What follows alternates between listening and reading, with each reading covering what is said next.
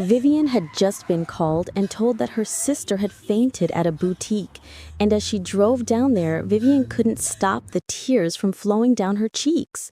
She got there and her sister, Comfort, was lying on the floor surrounded by people. Vivian ran to her side and screamed out for help. "Please, let's get her to the hospital." And almost like her, a miracle, Comfort woke up and muttered something that changed Vivian's life. Somewhere in Nigeria lived a young lady named Maureen. She was a quiet, gentle fashion designer known for her kindness.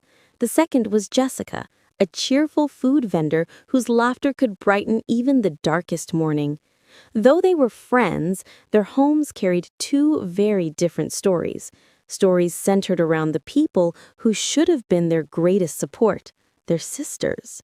Maureen's sister, Gift, was the kind of woman parents prayed against. Jealousy lived inside her like blood. If Maureen bought a new dress, Gift would tear it. If Maureen got a job, Gift would spread lies to make her lose it. When suitors came for Maureen, Gift would flirt with them openly or tell them Maureen had a disease. Their mother had tried everything, fasting, prayers, counseling, but Gift's heart was stone. Yet Maureen still loved her sister. She kept hoping she would change one day. But the more she hoped, the more Gift found new ways to hurt her. Jessica, on the other hand, had a sister like gold. Kate was her biggest cheerleader. She helped her cook, followed her to the market, brought customers, protected her from dishonest suppliers, and even prayed with her at night. When Jessica was sick, Kate would not sleep. When Jessica made money, Kate was the first person to dance with her. Their bond was the kind that made neighbors say, "Ah, these ones are twins born in different years." One Saturday afternoon, as Maureen and Jessica sat under the mango tree near the stream washing vegetables, Jessica looked at Maureen's face and sighed. "My friend, I can tell all is not well. What is the matter?" Jessica asked gently. Maureen nodded. "Gift told Mr. James that I stole his money. That man nearly arrested me today." Jessica dropped the vegetables sharply. "That girl again? Ah, Maureen, stop enduring. Your sister's not well." "She's still my sister," Maureen whispered. "Our mother keeps begging me to forgive her." Maureen sighed deeply. "Forgiveness is good, but forgiveness without wisdom is dangerous." Maureen shook her head. "You don't understand. My mother says she's the only family I have, and I have to tolerate her excesses." Jessica looked at her friend. She could see the pain in her eyes.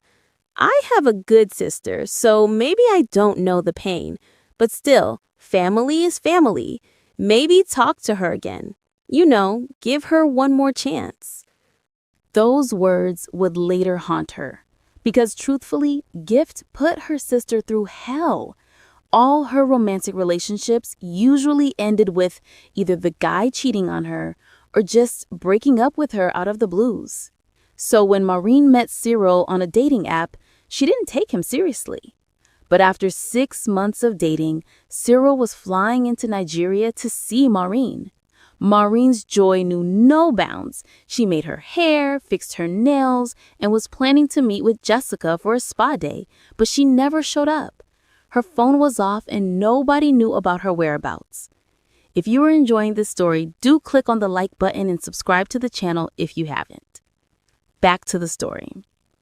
Jessica was worried because it was totally out of Maureen's character to just go MIA. Cyril was to get into town in a few hours and Maureen was nowhere to be found. After waiting 24 hours, Jessica decided to report the case to the police. Hours after, Jessica was called to the station and was told that her friend had been found, almost unconscious. They had tracked her phone to an abandoned building and her kidnappers had been arrested. The part that left Jessica heartbroken was when Gift was mentioned as the person responsible for her sister's disappearance. When Maureen was stable, Jessica was allowed to see her. "I almost died, and it's my fault," she sobbed. I was preparing to meet you at the mall for our spot session when my sister walked in and told me she wants to show me some goods she just shipped into the country. I trusted her and followed her into a trap. My own sister ordered those men to beat me. Gift told me to my face that she wants Cyril to come and go without seeing me. She told me that she was responsible for my other failed relationships and that it would be over her dead body for me to marry before her. I showed kindness and trust to the very person that hated me. I was so stupid. Jessica held her tightly. No, it's because you're kind. Too kind. But kindness must have boundaries. Kate nodded. Forgiveness is holy, yes. But forgiveness doesn't mean walking back into fire. The next morning, Maureen's mother visited with swollen eyes. I pushed you to keep forgiving, she cried. I never knew Gift's jealousy could become murder. My daughter, I nearly lost you. Maureen wiped her mother's tears gently. I still forgive her, Mama, but she will never have access to harm me again. For the first time in her life, she understood that forgiveness was not the same as foolishness. And Jessica, shaking her head, whispered, I told you, forgiveness without wisdom is dangerous. Comfort lived in the same town, though she rarely spoke to anyone.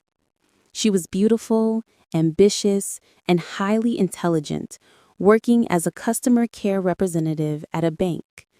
But there was one strange thing about her. She avoided her elder sister, Vivian, as if she were avoiding a stranger. While Maureen suffered from a sister who hated her, Comfort was the one who hated her own sister. Vivian was gentle and soft-spoken, but Comfort treated her like an inconvenience. Whenever their mother told her to be close to Vivian, she would roll her eyes and say, Mommy, please, leave me. Who needs sisters? My friends are enough. In Shuli, she was very close to her friends. They knew her secrets, her habits, her boyfriends, her fears, and her dreams. But Vivian? She knew nothing, not even the most basic things. Still, Vivian tried. She would buy Comfort food, visit her at work, send her encouraging messages, even offer to braid her hair.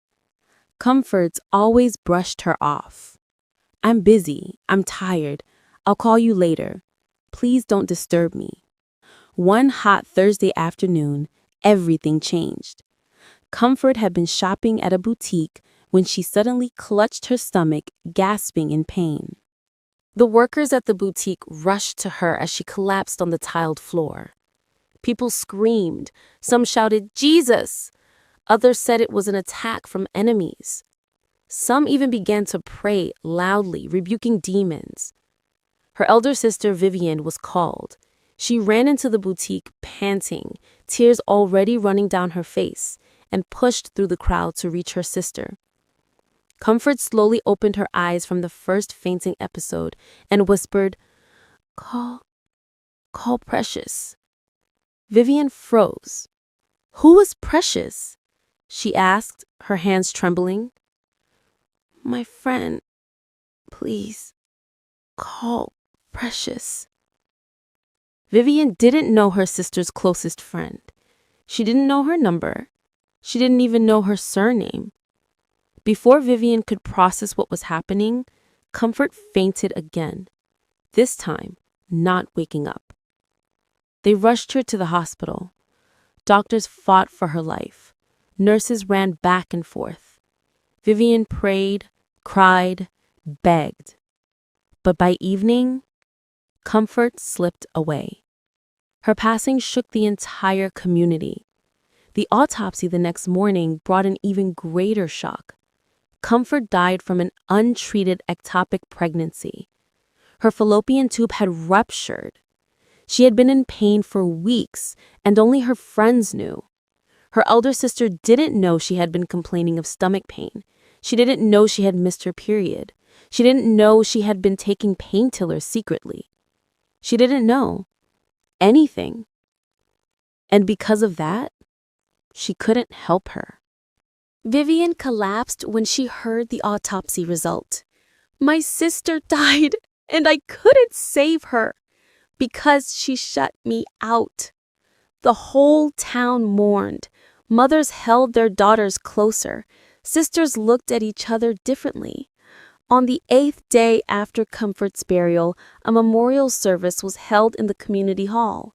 Many attended, including Maureen, Jessica, and Kate. As the pastor preached, Maureen kept glancing at Vivian, the grieving sister, holding a framed picture of her late sibling. Vivian cried silently, her chest rising and falling heavily. After the service, Maureen approached her gently. I'm so sorry about your sister. I can't imagine the pain, Maureen said softly. Vivian looked up, tears streaming. She didn't let me in, she whispered. She didn't let me be her sister, and now she's gone. Those words stabbed Maureen like a knife. Because Maureen had the opposite problem. She let her sister in too much, even when it nearly cost her life.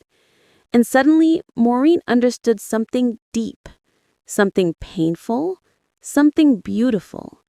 Sisters are a blessing, but only when the relationship is healthy. Too much closeness can destroy you, and too much distance can destroy you too. Jessica, standing beside her, slowly nodded. That is the truth, she whispered. Kate held Vivian's hand as she cried. You tried, but she pushed you away. Sometimes we lose people because they don't allow us to love them. The 4 women stood there, each carrying different wounds from sisterhood. Betrayal, distance, danger, regret. Yet in that moment, they all shared the same understanding. Sisterhood is powerful.